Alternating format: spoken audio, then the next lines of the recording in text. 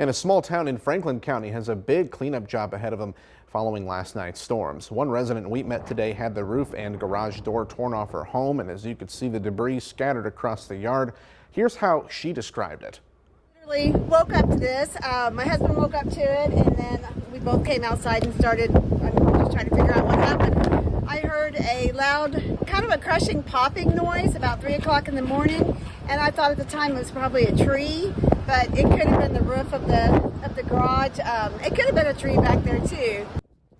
And that's Jean Huey of Coello. The plan right now for her family is to just tear down what's left. But as you heard in that interview, the winds today made cleanup a little bit difficult.